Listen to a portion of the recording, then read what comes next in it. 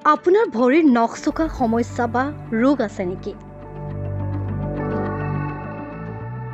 কিছুমান ঘৰুৱা উপায় আছে যিয়ে এই সমস্যা সমাধানত সহায় কৰিব পাৰে।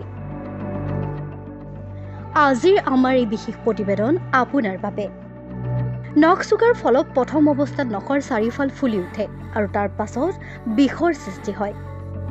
কিন্তু ঘৰুৱা উপায় আছে যিয়ে এই সমস্যা সমাধানত খুবেই উপকাৰিতা কৰে। নখ চোকাৰ পৰা মুক্তি পাবলৈ 5টা সহজ ঘৰুৱা আৰু স্বাভাৱিক উপায় জনোৱা হওক।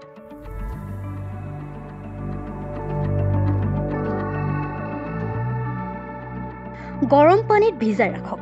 গৰম পানীয়ে নখৰ চাৰিওফালে থকা ফুলা কমোৱাত সহায় কৰে।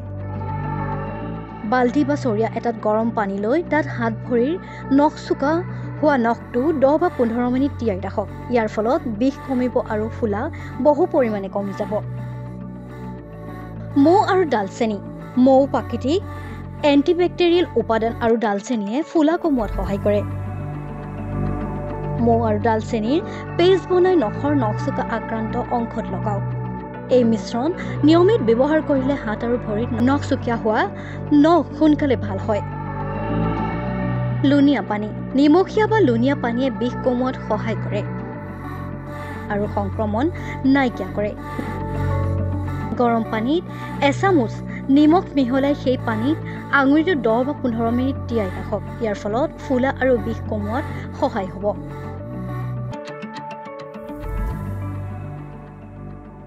হালধি পেষ্ট। হালধি প্ৰাকৃতিক এণ্টিবেক্টেৰিয়েল আৰু এণ্টি ইনফ্লেমেটৰী গুণেৰে সমৃদ্ধ। 1 চামুচ হালধিৰ গুড়ি পানীৰ লগত মিহলাই পেষ্ট বনাই নখ চোকা আক্ৰান্ত ঠাইত লগাওক। ইয়াৰ ফলত সংক্ৰমণ ৰোধ হ'ব আৰু সোনকালে আৰোগ্য লাভ কৰাত সহায় হ'ব।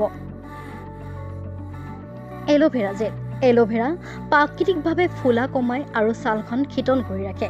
এল'ভেৰা জেলে বা এল'ভেৰা গছৰ বাকলি এটুকুৰা কাটি পোনে পোনে নখ চোকা আক্ৰান্ত ঠাইত লগাব লাগে। ইয়াৰ ফলত বিষ কম হ'ব আৰু উপযুক্ত যত্ন ল'লে সোনকালে সুস্থ হৈ উঠিব।